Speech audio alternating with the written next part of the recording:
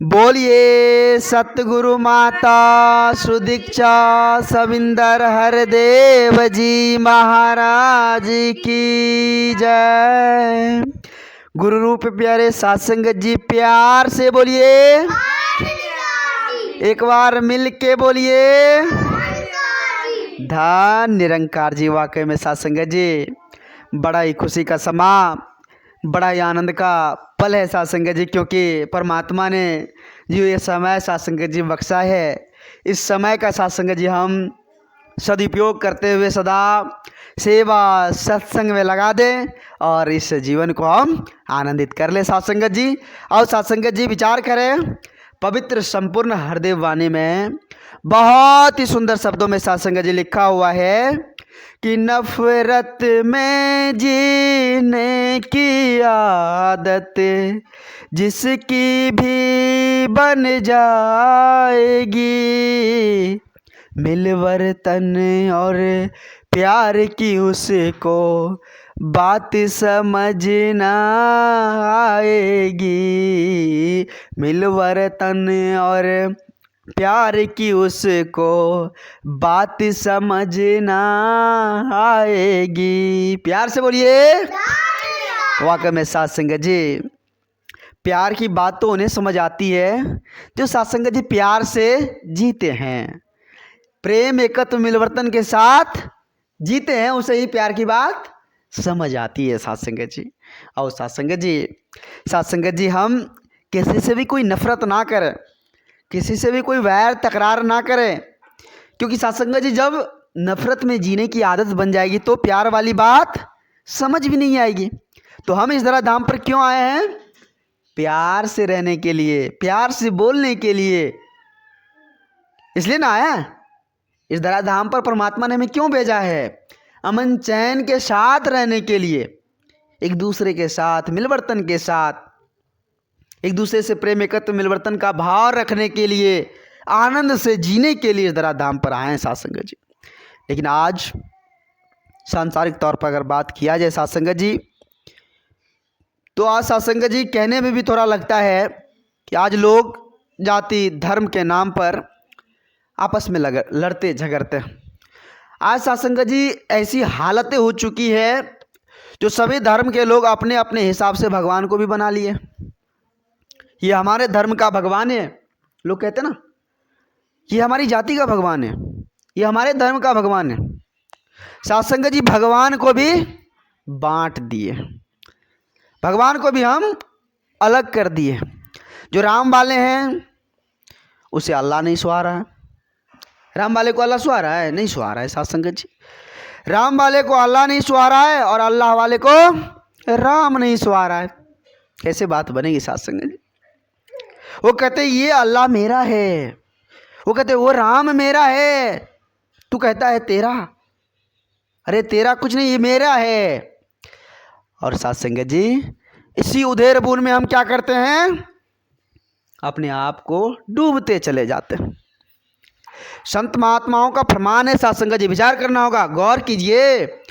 संत महापुरुषों का फरमान है राम अल्लाह एक है, राम अल्लाह एक है। ये संतों का फरमान है। अलग अलग इनको करने में लगा हुआ इंसान है।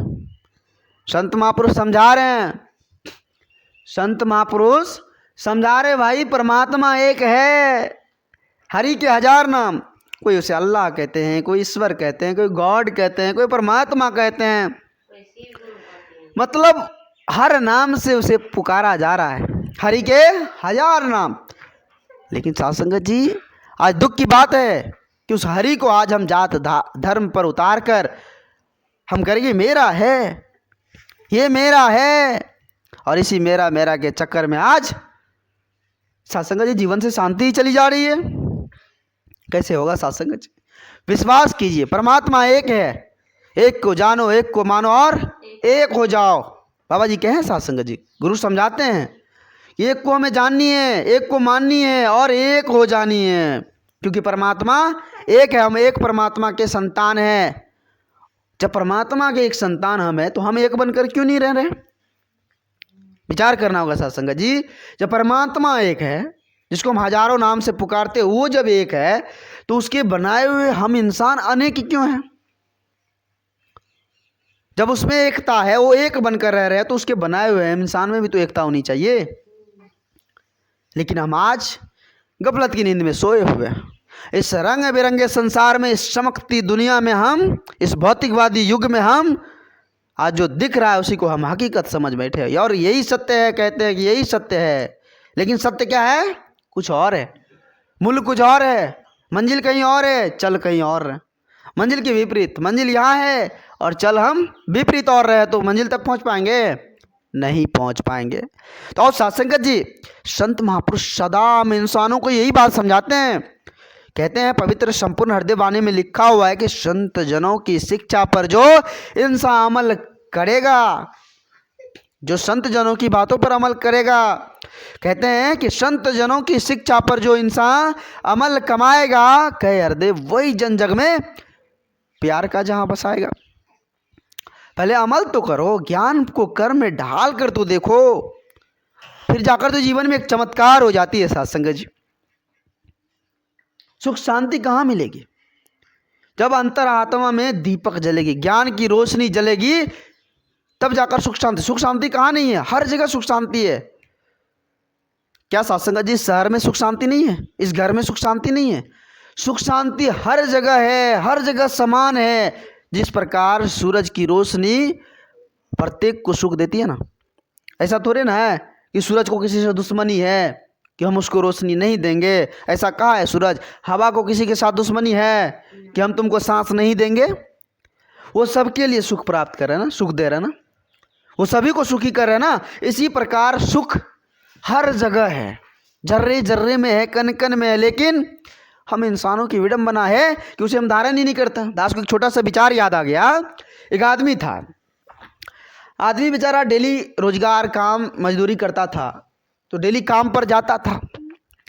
तो एक दिन संयोग बस काम पर गया और मालिक की काफ़ी डांट उसको सुननी पड़ी। मालिक उसको फटकार दिए। तो क्या किए, काम धंधा छोड़कर गुस्साए मिजाज के साथ घर आ गए। घर आए, पत्नी थी, बच्चे थे, वो गुस्सा उस पर झाड़ दिए। पत्नी को भी गाली गलौज करने लगे। देखिए गुस्सा कहाँ था? मालिक ने उसे डांटा, हो सकता है कोई काम में अल्टरनेट किया होगा, मालिक ने उसे डांटा, उस गुस्से को लेकर वो घर आ गए। पत्नी पूछती है कि क्या हुआ? बोलते तुम बहुत ज़्यादा बोलो मत, अपना काम करो। मतलब पत्नी को बोलने लगे, मतलब गुस्सेले मिजाज से। फिर पत्नी कुछ बोली होगी, उस पर वो क्या किए, बोले अब इसे घर में हमें रहना ही नहीं है, अब लो सब कुछ छोड़ के हम घर से निकल रहे हैं। और ऐसा ही किया, घर छोड़कर वो चले गए। बोला कहीं नहीं जाएंगे, चले जाते जंगल। जंगल चले गए। जंगल में एक बहुत विशाल वृक्ष था, वृक्ष के नीचे बैठ गए और पत्नी को गाली गलौज कर रहे हैं कि मेरी कहीं चैन नहीं है, कहीं सुख नहीं है। काम पे जाते हैं, मालिक का फटकार सुनना पड़ता, वहाँ भी सुख चैन नहीं है। घर आते हैं, घर में किसी का सुख चैन नहीं है, हर जगह परेशानी परेशानी। जबकि पत्नी बहुत ही नॉर्मल मिजाज की थी, बच्चे बहुत स्वाभाविक थे, लेकिन फिर भी उसको वहाँ सुख नहीं मिल रहा था। चले गए जंगल। जंगल में जैसे गए तो वृक्ष के पास जो बैठे तो बगल में एक सांप का बिल था और सांप मूड़ी निकाल कर ऐसे देख रहा था। जैसे ही देखा इसको डर हो गया। अरे भाई जंगल में भी दुख ही दुख है, परेशानी परेशानी है, यहाँ भी चैन से हमको जीने नहीं दे रहा है, यहाँ भी हमको बैठने के लिए नहीं दे रहा, चैन है ही नहीं। गई साथ संगत जी, चैन कहाँ नहीं है? उसके हृदय में चैन नहीं है। क्या साथ संगत जी उस घर में सुख नहीं था? सुख था, लेकिन अंतरात्मा में बेचैनी है, अंतरात्मा में बेचैनी है, अंतरात्मा परेशान है। तो जंगल में जाए कि घर में जाए कि कहीं भी जाए, उसे वो परेशानी साथ लगी रहेगी कि नहीं? विचार कीजिए। तो सत्संग जी कहने का भाव है कि हम मन को जब साफ रखेंगे, जब इस मन में किसी भी तरह की वैर तकरारे को जगह नहीं देंगे, वो जो सत्संगत जी अहंकार रूपी तीर चली आ रही है, उस तीर से हम खुद को घायल नहीं करेंगे, तो वाकई में सत्संगत जी वो सुख बरकरार रहेगा कि नहीं? रहेगा ना। तो हम क्या करते हैं, खुद को क्रोधित हो जाते हैं, अंतर मन में बेचैनी ला लेते हैं, परेशान हो जाते हैं और क्रोध मिजाज से हम गलत डिसीजन ले लेते हैं। क्रोध में डिसीजन ले लेते हैं और फिर हानि का सामना करना पड़ता है, हमें हानि हो जाती है। फिर बाद में क्या होता है? पछतावा। तो बाद में पछताने से पछतावा ही मिलेगा ना। तो ऐसी नौबत ना आए, बाद में पछताना ना पड़े, तो ऐसा सत्कर्म हम करता चले जाए। करने के लिए सब काम होता है, करने वाले कौन है? भगवान है ना। करन करावन हार तू, करन करावन हार कौन है? परमात्मा है। हम आप साधन है, माध्यम है, करने वाले परमात्मा है। उस पर छोड़ दीजिए, उस पर विश्वास कीजिए कि प्रभु जो कुछ है तो आपके शरण में है, आपकी मर्जी से एक पत्ता नहीं हिल सकता। जो करन करावन हारे आप ही है। अगर हमारे पास दुख है तो भी आपकी रजा है, हमारे पास सुख है तो भी आपकी कृपा है। ऐसा शुक्रगुजार करके परमात्मा पर देखिए तो जीवन में चमत्कार हो जाता है। लेकिन हम क्या करते हैं? गफलत की नींद में सोकर इस अमूल्य कीमती समय को यूं हम बर्बाद करते चले जाते हैं। आओ साधुसंगत जी, संत महापुरुष सदा साधुसंगत जी इस धराधाम पर आकर हम इंसानों को युगों युगों से चेतन कर रहे हैं। इंसानों जाग जाओ, सवेरा हो चुका है, चारों तरफ प्रकाश निकल चुकी है, लेकिन तुम फिर भी सो रहे हो। प्रकाश कौन सी प्रकाश? वो ज्ञान वाली प्रकाश, वो ब्रह्म ज्ञान की ज्योत निकल चुकी है, चारों तरफ जगमगा रही है, सभी के घर को आनंद कर रहा है, और तुम अभी भी नरक में जीवन जी रहे हो। तो मनुष्य तन पाकर क्या हासिल किया? कहते हैं बड़े भाग्य मनुष्य तन पावा। अरे भैया, बड़े भाग्य से ये मनुष्य तन मिला है, परमात्मा की असीम कृपा से। इसको सफल साकार बना लो। संत महापुरुष सदा में इंसानों को समझाते हैं साधुसंगत जी, लेकिन हम जिसने ये तन दिया उसी को हमने छोड़ दिया। जाओ, हम अपने मस्ती में मस्त हैं, धन दौलत माल अटारी में व्यस्त है, गाड़ी बंगला में व्यस्त है। कौन है परमात्मा? कहाँ है परमात्मा? कुछ याद नहीं। कैसे होगा?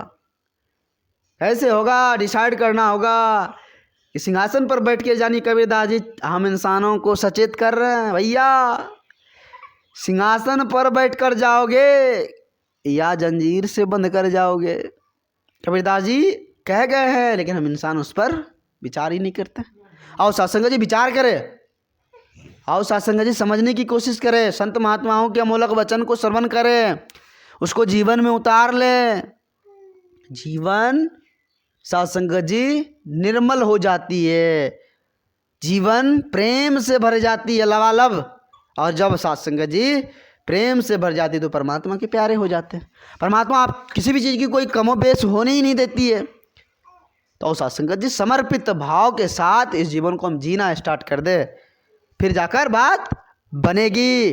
तो साधुसंगत जी आज बड़ा ही लकी समय था, बड़ा ही आनंद का पल था, क्योंकि साधुसंगत जी ये पल हम सबों के पल्ले में सत्संग के रूप में सदगुरु माता जी की असीम कृपा से मिला। तो साधुसंगत जी शुक्रगुजार करें इस परम पिता परमात्मा का कि हे सच्चे सदगुरु, हे सच्चे पातशाह, आप जी कृपा करना, रहमत की भरपूर बारिश करना, क्योंकि हम तो नादान हैं, बच्चे हैं, आप तो बख्शनहार हैं। आप जी कृपा करते हुए संतों की टोली में बैठाए रखना, आप जी कृपा करना। और साधुसंगत जी सभी संत महापुरुष मिलकर अरदास करें सच्चे सदगुरु के श्री चरणों में कि हे सदगुरु, जो संत महापुरुष संगत में बैठे हुए हैं, ऐसे संतों की सारी दुख तकलीफ परेशानी को हरते हुए सदा संत